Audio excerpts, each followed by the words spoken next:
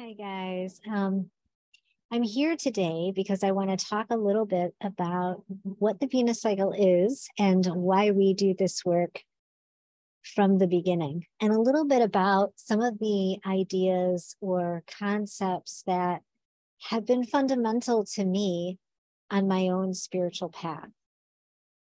And, I really began my own spiritual work because I wanted the real thing. I was in pain, and things were not working for me in my life. And every single thing that I did to try and alleviate pain that was outside of the realm of spirit, meaning like it was just a kind of 3D mundane world coping mechanism, really it would work for a little bit, a few weeks, and then it stopped working. And I found that then I had to begin the search again. And every single thing that I grasped onto was an external orientation. So it was me looking for something outside of myself that could bring me a sense of joy or peace, rather than the peace emanating from within me. I want to say at some point, so my mom started to do some work with landmark education, and I want to say at some point in and around there, Oprah started hosting kind of like those mainstream gurus on her show. And I was really turned on by the way that they spoke or saw the world. I was really turned on by the sense of inner peace that it seemed like they had. And I wanted that. So essentially, this work for me began because I wanted the real thing, only I didn't know how to get it. And I didn't at the time have a teacher who could show me how to find my own real thing. So I spent a lot of years working with different people who were teaching me how to get their thing. And that didn't end up working for me. Again, it would work for a while, but it wasn't really sustainable.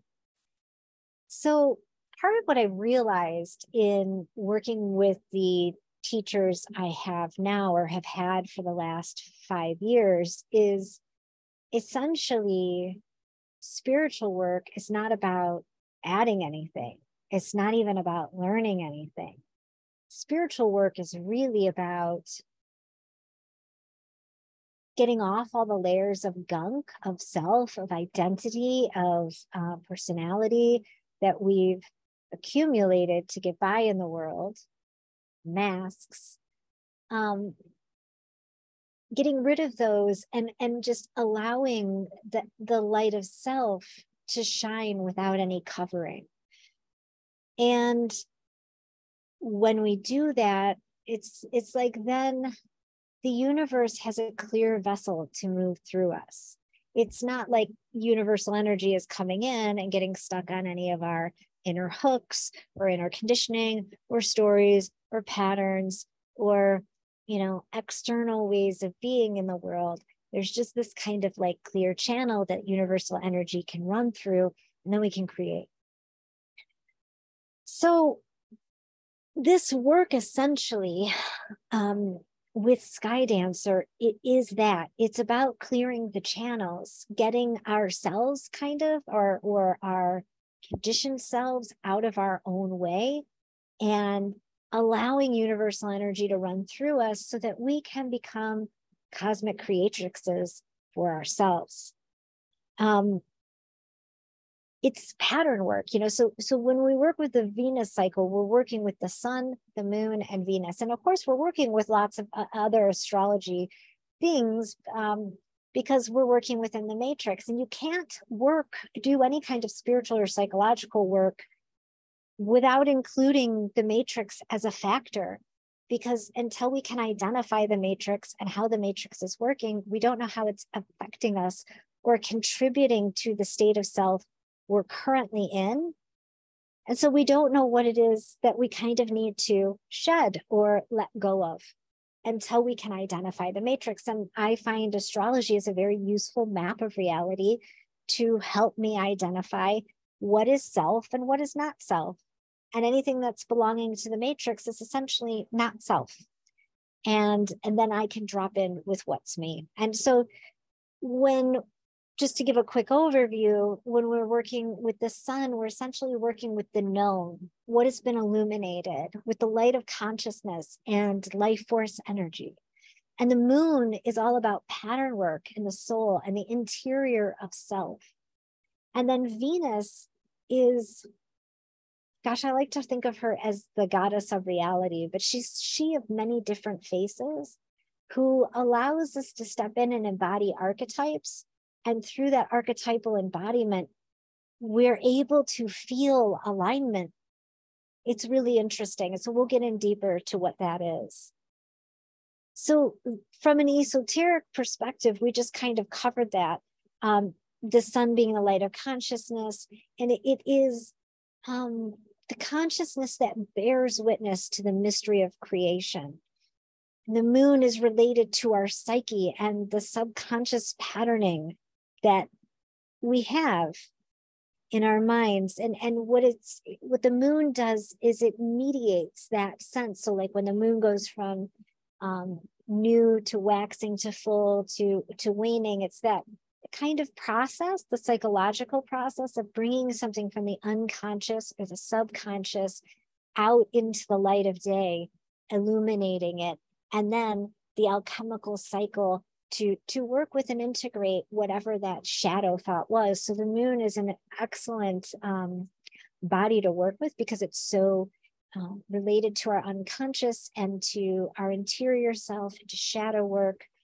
And there's this way that because Venus is so related to gnosis and wisdom and love, that we use that principle of love as the vehicle for emergence of essence. It is the substance. Love is the substance. It's like an alchemical nectar that can help us come into more gnosis and more embodiment. Anything can be a substance. Fear can be a substance. Hate can be a substance.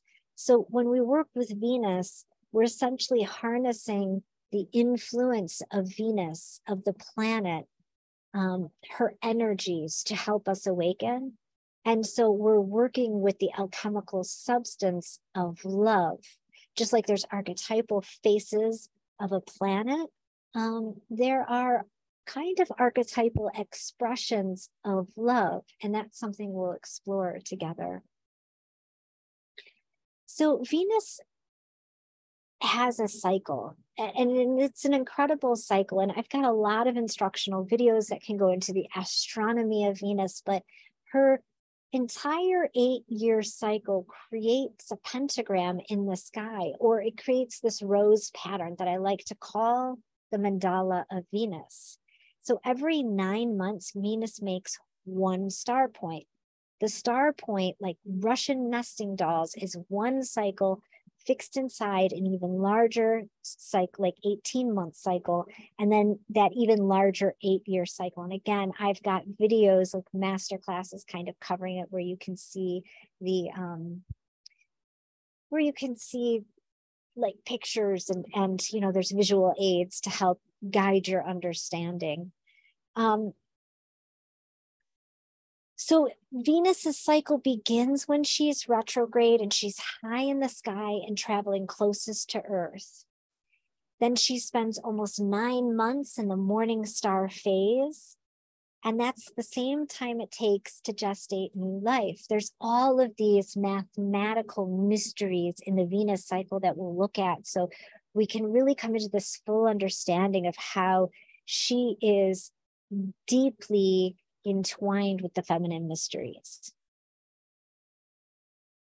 Each month in this 9-month period, Venus descends closer and closer and closer to the Earth until she descends below the horizon and disappears from view.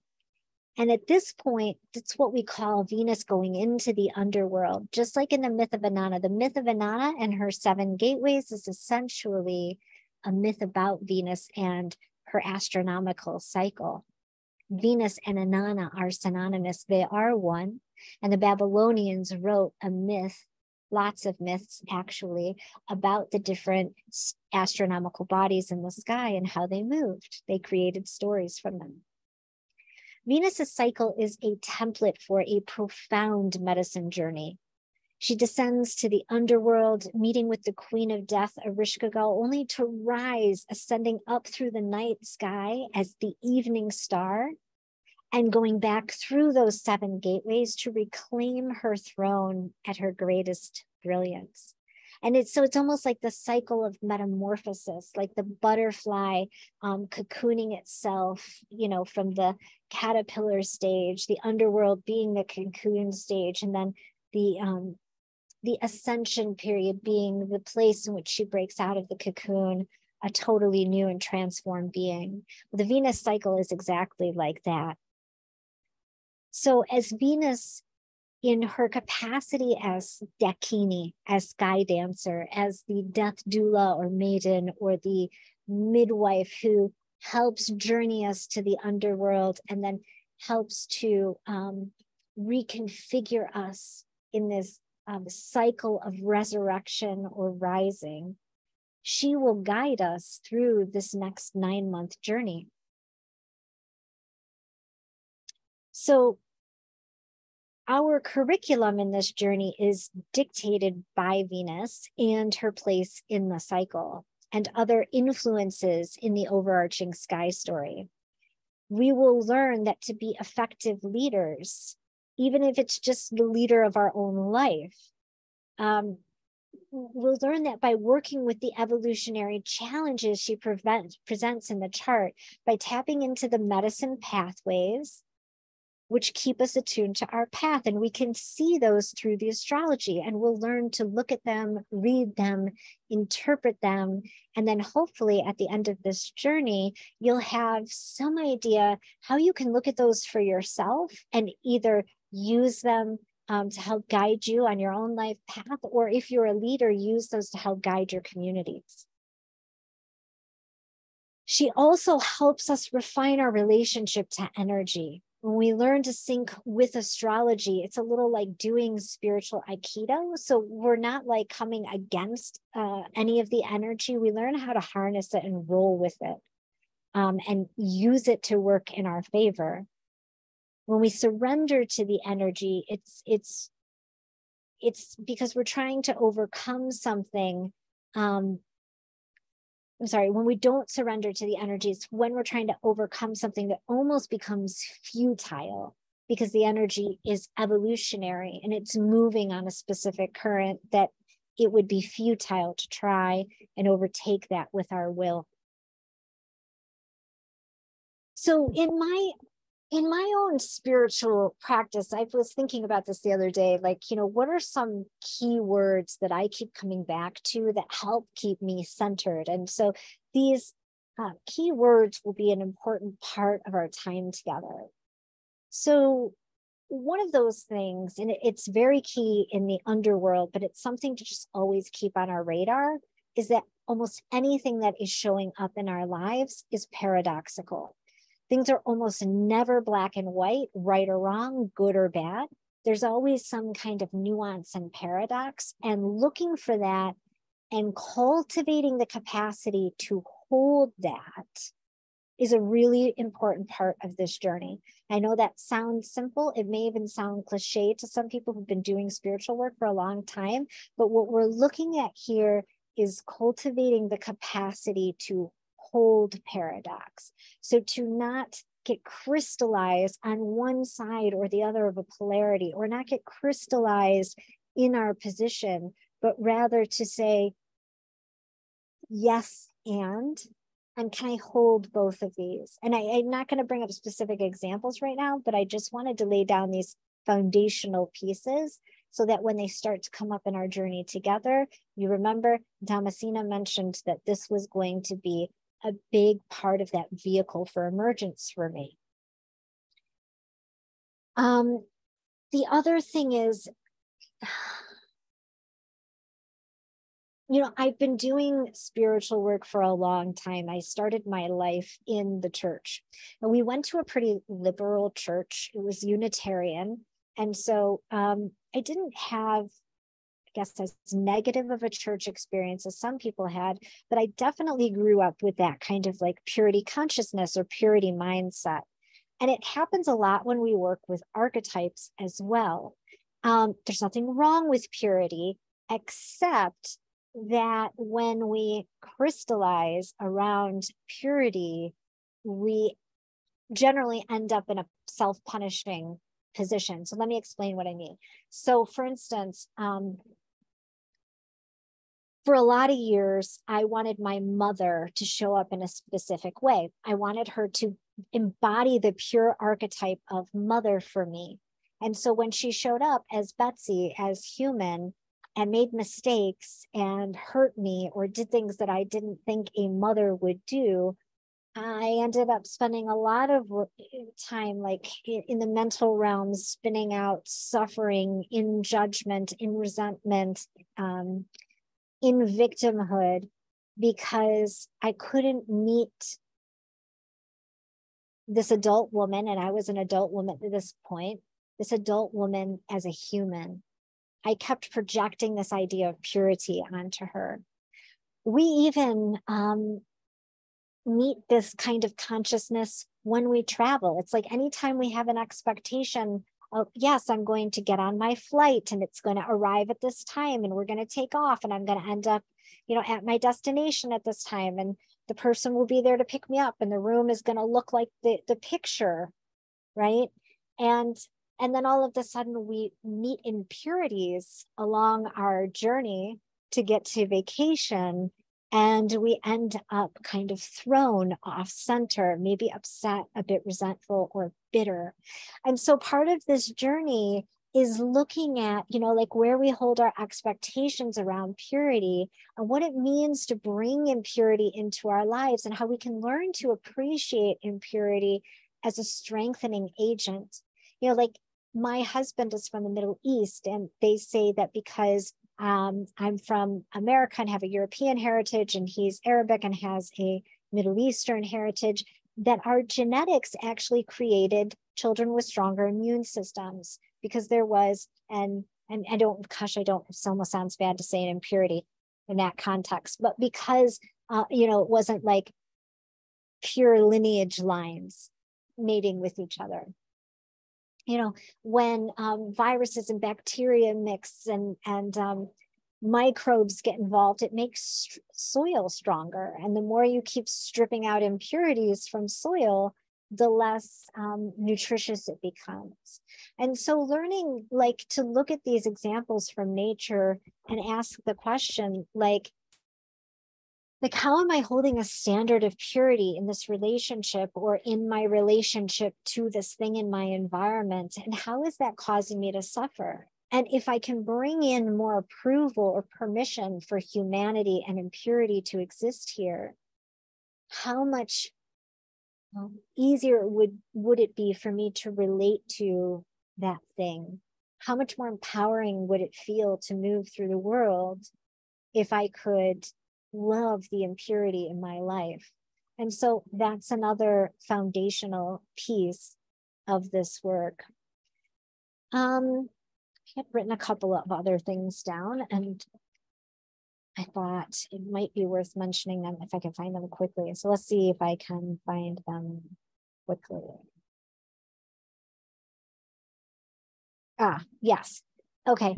So the other thing is, and this came up for me recently, and I realized, I kind of, how sometimes you do something for a long time, but like it's so unconscious that you do it, you don't actually have the language for it. So what I realized in the death of my son and watching my daughter grieve was that she had this very animistic way of relating to her grief. So she would personify Tanner or different things that had to do with his life or his death, and she would relate to her grief in the sense that the grief itself was a living, breathing thing.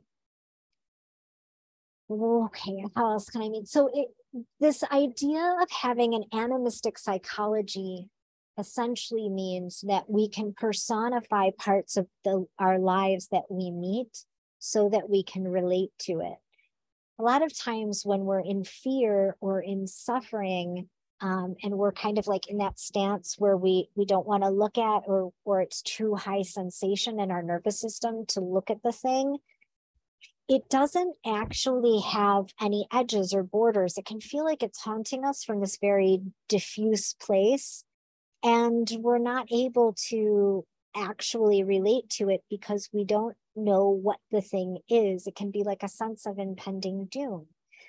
And what I realized was that back when I did Landmark in my 20s, that they actually had given me this practice, and it had felt very natural at the time because it's such a childlike way of looking at the world, is this way of relating to all that's going on in the psyche. And because we're doing an archetypal astrology, kind of psycho spiritual, it's just got a, like the kitchen sink is in it, right? Journey, relating to the things in the psyche is important. And so there's this way that we animate our fears in order to build the capacity to be in relationship with them, to meet them.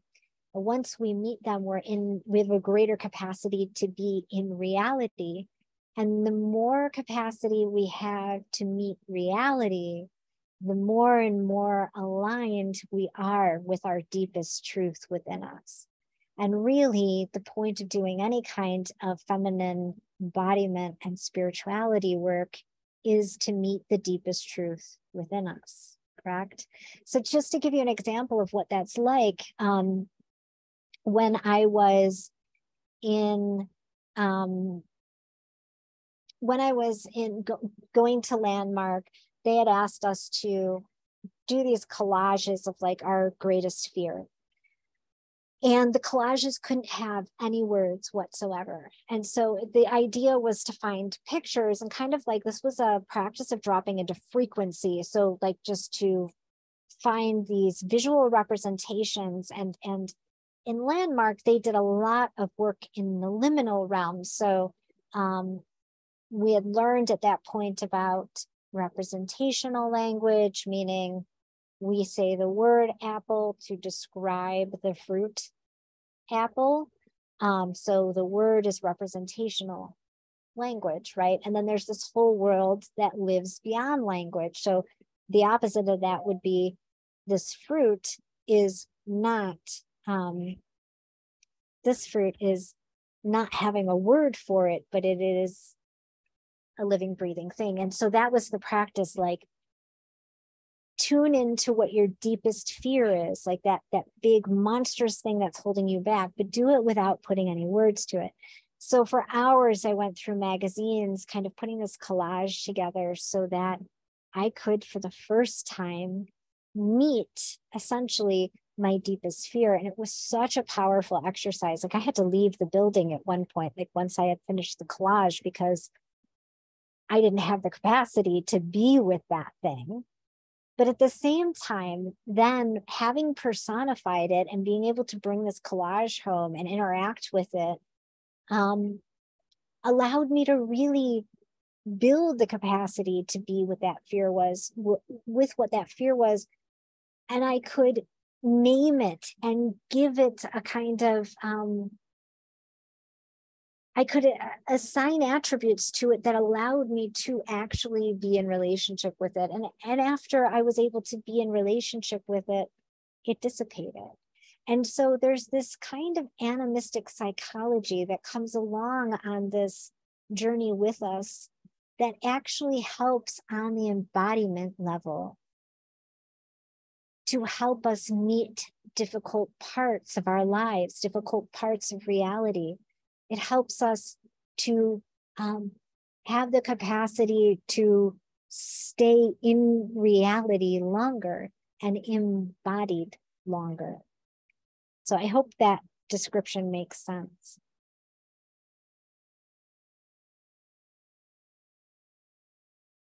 When we work with cycles. So, we're working with the Venus cycle, and then inside of that, the moon cycle. That's always evolutionary work because it helps us to identify patterns. And then, so once the pattern is identified the initial time, it helps us then refine how we meet or show up to interact with that pattern when the thing comes around again. And that's what's so beautiful about doing feminine embodiment work, is this pattern recognition. So even though, we'll be presented with new material, this entire journey is about going over the same spot again and again and seeing how we've evolved each month in relationship to it. We'll layer on new material, but we're not going to move beyond. It's not like a math class where once we're done with one part, we never come back to it again. It's a beautiful journey of really helping us to anchor all of these pieces into ourselves. So monthly, we're going to have, I'm going to send out to you, sorry, I'm getting uncomfortable. I'm going to send out curriculum to you that you can watch on your own time. And then we'll have a monthly kind of ceremony to help anchor, like what we've learned, and Q&A session to do some group coaching around the material. We may meet more than once a month because the group isn't going to be huge. I'll stay really attuned to what the needs of the group are. So serious stuff is coming through, or people are having trouble in one particular area, or it's not landing in one way, I will definitely make sure that we get another meeting in so that the material is landing.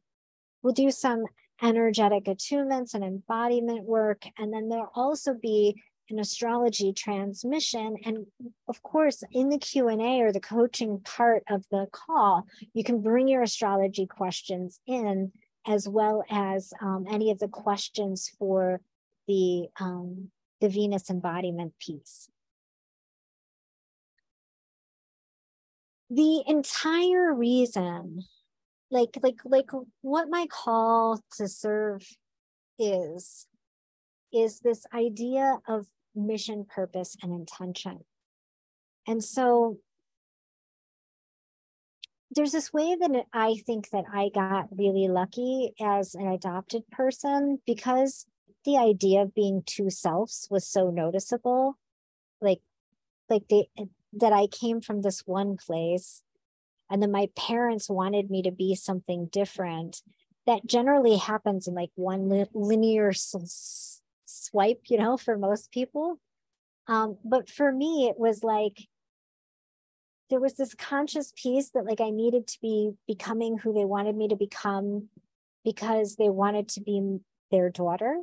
And so I had always felt very protective of this really inner core or soul person who is Damascena, like this unwaverable essence of who I was.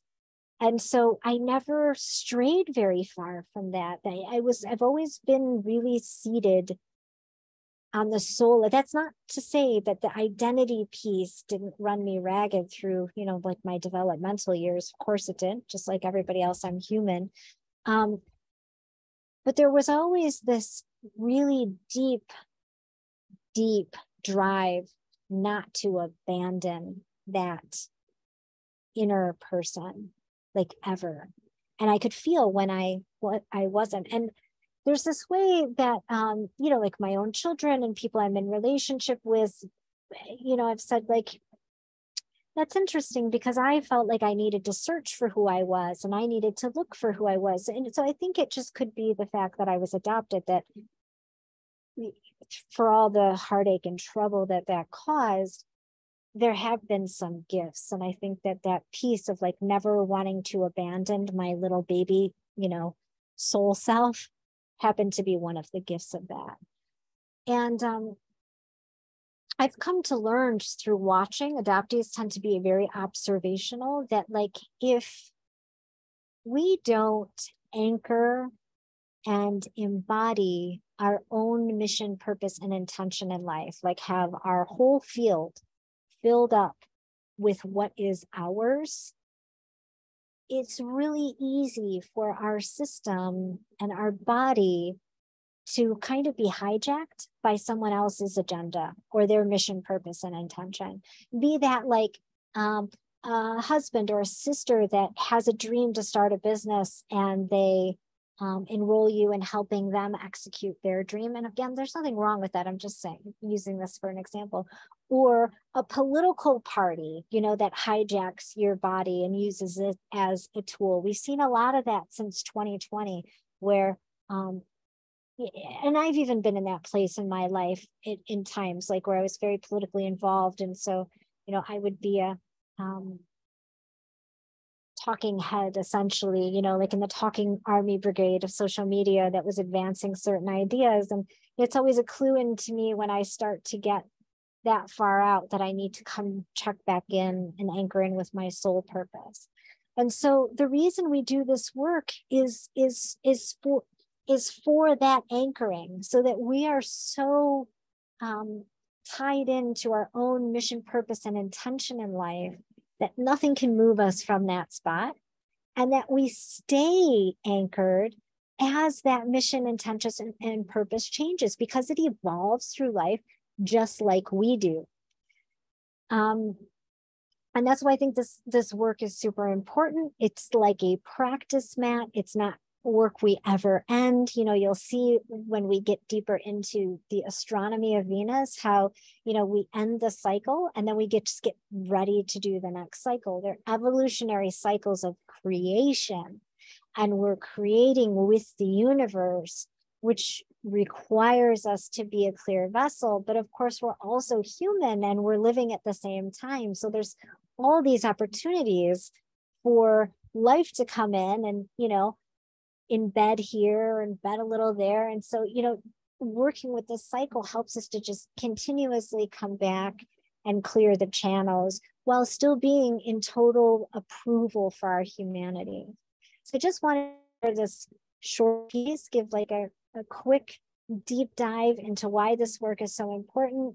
And I hope that you will sign up. We are going to begin shortly. There's already a module out for foundations, and in that whole module there's like 6 hours of teaching. Some of it is me, some of it is experts I've used too, because they've just done it really well already. It's like, why repeat? I love to highlight other people's work. I don't have any scarcity about sharing experts if I feel like their work is totally aligned. So there's that. Then of course there's my own master classes and my own writing and my own offerings inside the foundations portal. And what that will do is get everybody up to speed on the actual Venus cycle, so that when we begin, we're ready to just begin deep diving at the root chakra with the root work. And it's not like, you know, we need to have several classes of Venus wisdom just before we get started. So as soon as you sign up, you get access to that. And then very shortly, I'm going to be releasing the first lesson module for the root chakra, all of the astrology and the embodiment and the cycles, kind of spiritual work that we'll be doing and focusing on in the next month. So sign up and you'll be able to get started right away. All right. Love you guys. Thank you so much for tuning in, and I'll talk to you later. If you have any questions, reach out.